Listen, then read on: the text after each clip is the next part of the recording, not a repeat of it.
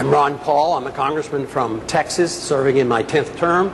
I am the champion of the Constitution. The sooner we come home, the better. If they declare there's no progress in September, we should come home. It was a mistake to go, so it's a mistake to stay. If we made the wrong diagnosis, we should change the treatment.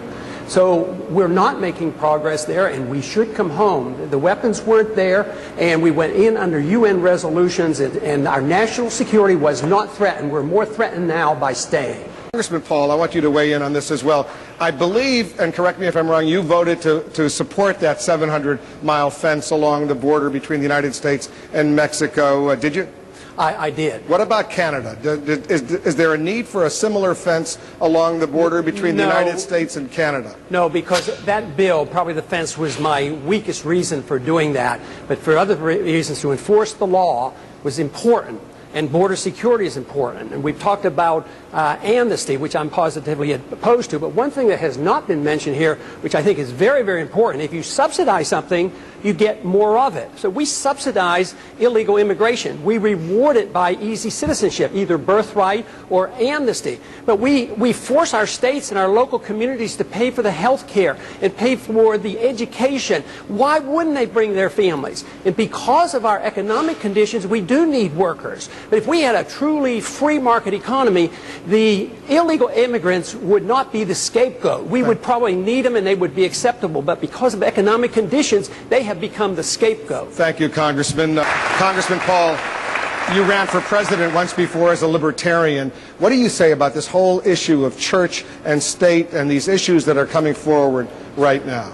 Well, I think we should read the First Amendment where it says Congress shall write no law, and we should write a lot less laws regarding this matter.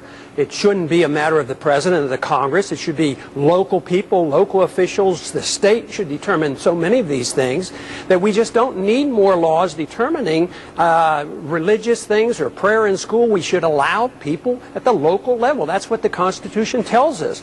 We don't need somebody in Washington telling us what we can do because we don't have perfect knowledge. And that's the magnificence of our Constitution and our republic. We sort out the difficult problems at local levels, and we don't have one case fit all, because you have a Supreme Court ruling like on Roe versus Wade. It ruined it for the whole country. And that's why we shouldn't have it at a central level. Thank you, Congressman. Let's go back to another question from let me bring Congressman Paul back into this conversation.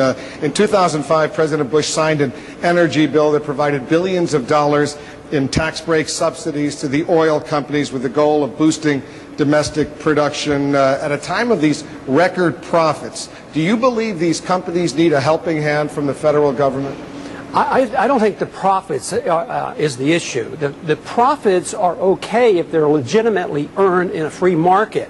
What I object to are subsidies to big corporations when we subsidize them and give them R&D money. I don't think that should be that way. They should take it out of the funds that they earn. But I'm also, you can't discuss energy without discussing our foreign policy. Why do we go to the Middle East? You know that oil is very important about the Middle East and why we're there. Why did our government, help overthrow Mossadegh in 1953? It had to do with oil. So our foreign policy is designed to protect our oil interests. The profits, that's not the problem. It's the problem that we succumb to the temptation to protect oil interests by literally going out and fighting wars over oil. Congressman Paul, a question for you. Most of our closest allies, including Great Britain and Israel, allow gays and lesbians to openly serve in the military. Is it time to end Don't Ask, Don't Tell policy and allow gays and lesbians to serve openly in the U.S. military? I think the current policy is a decent policy. And the problem that we have with dealing with this subject is we see people as groups, as they belong to certain groups, and that they derive their rights as belonging to groups. We don't get our rights because we're gays or women or minorities. We get our rights from our Creator as individuals. So every individual should be treated the same way. So if there's homosexual behavior in the military that is disruptive, it should be dealt with. But if there's heterosexual sexual behavior that is disruptive, it should be dealt with. So it isn't the issue of homosexuality, it's the concept and the understanding of individual rights. If we understood that, we would not be dealing with this very important problem. Cynthia Curtin is here with us tonight. Cynthia, you live in Merrimack, New Hampshire. Yes. You can go ahead and stand up. You brought your husband with you? Yes. Michael served in Iraq. And we have a question regarding the government in Iraq. Everyone's talking about pull our troops out, pull our troops out. Well, considering they've lived under a dictatorship for the last 30 years or so, what are we going to do to make sure they have a government in place before we do pull our troops out and they're able to help themselves? Otherwise, we're just putting them in a position to accept another terrorist leader. Right. Congressman Paul. Right. Well, we've had 4 years to do this, and it hasn't worked. The biggest incentive for them to take upon themselves the responsibility is just for us to leave. We don't need to lose 100 men and women every month, more than 1,000 per year. And so you want it done, you want them to take over, you've got to give them an incentive. So I think we should immediately stop patrolling the streets. That's a policeman's job. It's not the work of the Army. We're not fighting a military battle. We're in a different type of warfare right now. So the sooner we recognize that, the sooner we can make sure that no more Americans will die. We have a lot of goodness in this country, and we should promote it, but never through the barrel of a gun. We should do it by setting good standards, motivating people, and have them want to emulate us. But you can't enforce our goodness like the neocons preach with an armed force. It doesn't work. Woodrow Wilson was telling us about that in promoting democracy a long time ago. It doesn't work, and we have to admit it. Thank you, Congressman. What's the most pressing moral issue in the United States right now? I think it is the acceptance just recently that we now promote preemptive war. I do not believe that's part of the American tradition.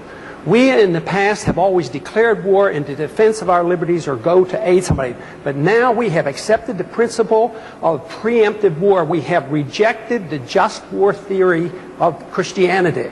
And now, tonight, we hear that we're not even willing to remove from the table a preemptive nuclear strike against a country that has done no harm to us directly and is no threat to our national security.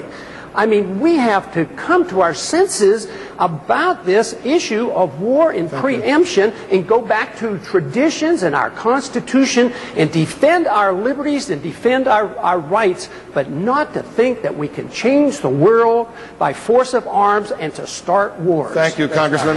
Congressman Paul. The president ran on a program of a humble foreign policy, no nation building and no policing of the world. And he changed his tune. And now we are fighting a war, and our foreign operations around the world to maintain our empire is now approaching $1 trillion a year. That's where the money's going, and that's where it has to be cut so we can take care of education and medical cares that are needed here in this country. Governor Gilmore.